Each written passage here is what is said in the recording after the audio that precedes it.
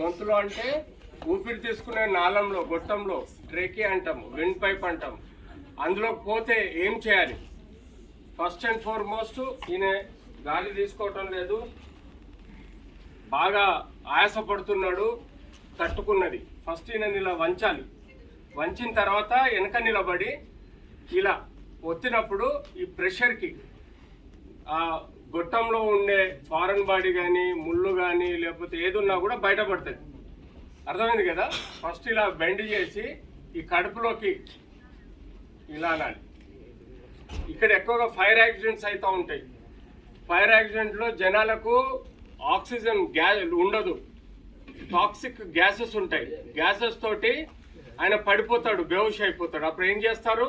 Immediately ఇందాక చెప్పినట్టుగా first and foremost అక్కడి నుంచి బయటికి తీసుకురావాలి. ముగ్గురు మనుషులు ఉంటే ఎలా ఎత్తాలి, ఒక్కరుంటే ఎలా ఎత్తాలని నేను చెప్పాము. ఓపెన్ ఎయిర్కి తీసుకొచ్చి తల వెనుకకు పెట్టి నోరు తెరవాలి. తెరిచినప్పుడు ఆయన గాలి పీల్చుకుంటే సరే, గాలి పీల్చుకోకపోతే ఇందాక చెప్పినట్టు సిపిఆర్ చేయాలి. అండ్ వీలైతే మీ దగ్గర ఆక్సిజన్ కనెక్షన్ ఉంటే ఆక్సిజన్ కనెక్షన్ ఇవ్వాలి. కాలిన గాయాలు ఉంటాయి. కాలిన గాయాలు ఉంటే యూజువల్గా అతనికి మీ దగ్గర నార్మల్ సలైన్ లేదనుకోండి, నల్ల ఉంటుంది కదా, చల్లటి క్లీన్ వాటర్ వచ్చే నల్ల కింద పెట్టాలి కాలిన గాయాల్ని. పెడితే అక్కడ హీట్ తక్కువ చేస్తుంది. హీట్ తక్కువ చేస్తే ఫర్దర్ కాలేదాన్ని మనం కంట్రోల్ చేయొచ్చు. తర్వాత ఒక 5-10 నిమిషాలు నల్ల కింద పెట్టి దాన్ని చల్లబరచాలి. నల్ల కింద పెడితే బొబ్బలు వస్తాయి, సెప్టిక్ అవుతుంది, ఇవన్నీ భయపడొద్దు. ఫస్ట్ ఇక్కడ ఉన్న టెంపరేచర్ని తక్కువ చేయడానికి నల్ల కింద పెట్టాలి. ఆ తర్వాత తీసి ఆయింట్మెంట్ రాసి డ్రెస్సింగ్ చేయాలి. ఇది ఫైర్లో ఎమర్జెన్సీ కేర్ తీసుకోవాల్సిన. जहाँ पर अच्छा जगह है वहाँ पर बिठाना है.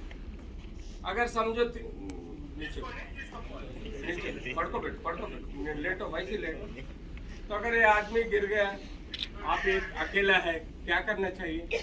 उनको सांस लेने के लिए बिठाना है. कुछ बिठा के उनको अच्छा सा पोजीशन में रखे. आप हमेशा बीच ఒకరే ఉన్నారనుకోండి, చేతులు సపోర్ట్ ఇవ్వాలి. ఇట్లా సంకలకి చేతులు సపోర్ట్ ఇచ్చి లేపి తీసుకుపోవాలి. ఒక్కరే ఉంటే వెనకాల ఉండి చేతులు లోపలికి యాక్సిల్ సంకలోకి పోనిచ్చి సపోర్ట్ ఇచ్చి లేపుకొని తీసుకుపోవాలి. ముగ్గురు ఉంటే ఇందాక చెప్పినట్టుగా తీసుకుపోవాలి. సో ఇలా చేస్తే మనము ఆ వ్యక్తిని ఈజీగా ట్రాన్స్పోర్ట్ చేయొచ్చు. సపోజ్ ఒక ఫ్లోర్ నుంచి ఇంకో ఫ్లోర్కి చేయాలన్నా, లేకపోతే ఒక ఫ్లోర్ నుంచి అంబులెన్స్కి షిఫ్ట్ చేయాలన్నా మీరు ఈ కేర్ తీసుకోవాలి. ఇలా తీసుకొని జాగ్రత్తగా షిఫ్ట్ చేయాలి. షిఫ్ట్ చేసిన తర్వాత ఆయన ఫర్దర్ కేర్ ఏది ఉన్నదో అది ఇవ్వాల్సిన అవసరం ఉంటుంది.